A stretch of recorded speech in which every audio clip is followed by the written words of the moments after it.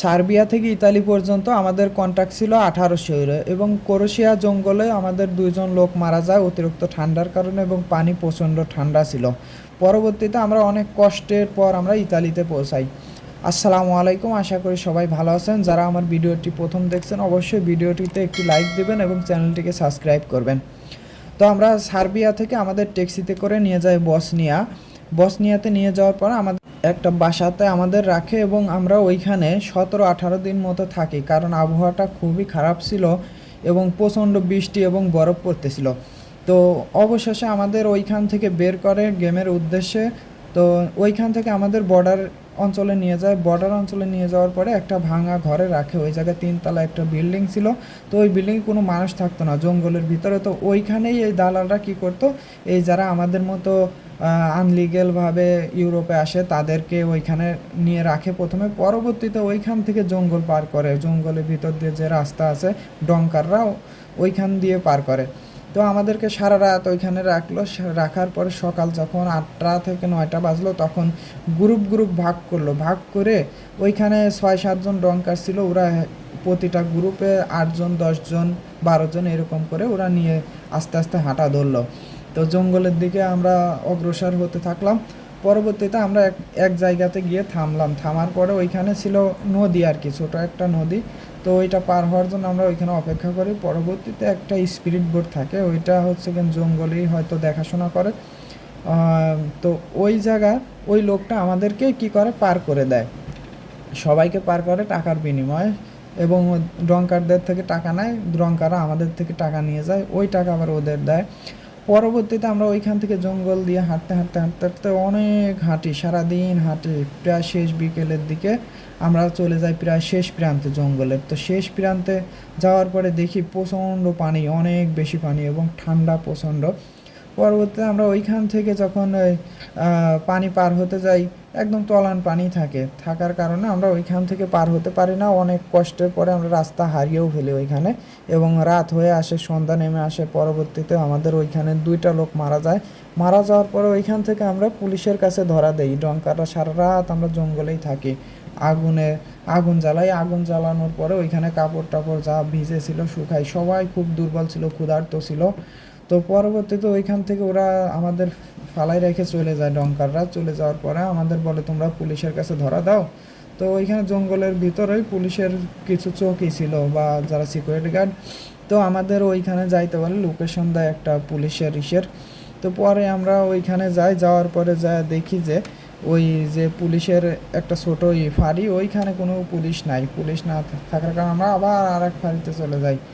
যাইতে এরকম করে আমাদের পুলিশের সাথে দেখা হয় এবং ওরা আমাদেরকে ওইখান থেকে আটক করে থানায় নিয়ে যায়। আমাদেরকে সব কিছু চেকমেক করে সব কিছু নিয়ে নেওয়ার পরে আমাদের ওইখানে একটা রুমে থাকতে দেয় এবং কিছু খাবার দেয়। খাবার দেওয়ার পরে আমরা ওইখানেই থাকি। একদিন পার হওয়ার পরে পরবর্তীতে ওরা আমাদেরকে ওইখান থেকে বের করে ওরা আমাদের বসনিয়া বর্ডারে নিয়ে ছেড়ে দেয়। এবং বসনিয়া বর্ডারে ছেড়ে দেওয়ার পরে আমাদের যে দালাল ছিল ওদের সাথে যোগাযোগ করি। ওরা আমাদের একদম পরে, মানে একদিন পার হয়ে যাওয়ার পর সন্ধ্যার দিকে আমাদেরকে ওরা ওইখান থেকে গাড়ি দিয়ে নিয়ে যাওয়ার পরে 2 দিন রাখে বসনিয়াতে। রাখার পরে আমাদেরকে বিক্রি করে দেয় অন্য একটা দালালের কাছে, কন্টাকে, যে ক্রোয়েশিয়া শুধু পার করে দেবে।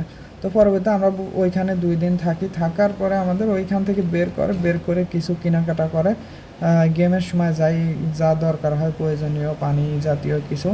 পরে ওইখান থেকে আমাদেরকে নিয়ে যায় বর্ডারে যাওয়ার পরে আমাদের বসনিয়া পুলিশ ধরে আমাদের বলে ক্রোয়েশিয়া বর্ডারের দিকে যাওয়া যাবে না, সমস্যা, ওরা তোমাদেরকে ঝামেলা করবে এবং বিভিন্ন ভয় দেখায়। পরে আমরা বলি আমরা অনেকবার ট্রাই করতেছি, আমরা ইতালি যাব, প্রতিবারই ধরা খাই। তো ওরা যাইতে দেয় না, আমাদের ব্যাক করে দেয়। আমরা গিয়ে ওইখান থেকে ব্যাক করে পাহাড়ের একটা গুহাতে গিয়ে পালানোর পরে আমরা ওই সময়তে লোক ছিলাম 22-23 জন মতো। পরবর্তীতে পুলিশ আমাদের পরে খুঁজতে যখন থাকে আমাদের আর পায় না। অনেক খোঁজাখুঁজির পরে রাতে লাইট মারতে আমাদের পেয়ে যাওয়ার পরে ওইখান থেকে আমাদের বলে তোমরা ব্যাক করো না কেন। আমরা বলছি যে পরে আমরা এইখান থেকে ব্যাক করবো না, আমরা ইতালি যাব। তো বললো লাস্ট পর্যন্ত ওরা, একটা পুলিশ খুবই ভালো ছিল, কারণ বসনিয়া মুসলিম দেশ, একটা পুলিশ ভালো ছিল আর একটা খুব কড়া ছিল। পরে ওই যে ভালো পুলিশটা ছিল ও বলছে ঠিক আছে আমাদের ডিউটিটা শেষ হলে তোমরা এখান থেকে বের হো। তো পরে ডিউটিটা যখন শেষ হয়ে যায় সন্ধ্যা অনেক অনেক সন্ধ্যার পরে রাত 9টা 10টা প্রায় হয়ে যায়, তখন আমরা ওইখান থেকে আবার পাহাড় দিয়ে হাঁটা ধরি। পরবর্তী যে আমরা প্রথমে গেছিলাম জঙ্গল দিয়ে, কিন্তু পরবর্তীতে আমরা আর জঙ্গল দিয়ে যাইনি, পরবর্তীতে আমরা পাহাড় দিয়ে গেছি। তো পরে কি হয়েছে, আমরা ওইখান থেকে ওদের ডিউটি শেষ হওয়ার পরে আমরা বের হয়ে ক্রোয়েশিয়া যে বর্ডার ছিল ওইটা পার হওয়ার পরে মেন রাস্তার পয়েন্টে চলে যাই। যাওয়ার পরে আমরা দালালের ফোন দিই যে এখন আমরা তো পয়েন্টে চলে আসছি, তো আপনারা করেন আমাদের গাড়ি পাঠান। কিন্তু দালাল কোনো গাড়ি পাঠায় না। পরে ডঙ্কার বলে তোমাদের দালাল তো গাড়ি পাঠাচ্ছে না, আমাদের সামনে গিয়ে বাসে উঠতে হবে।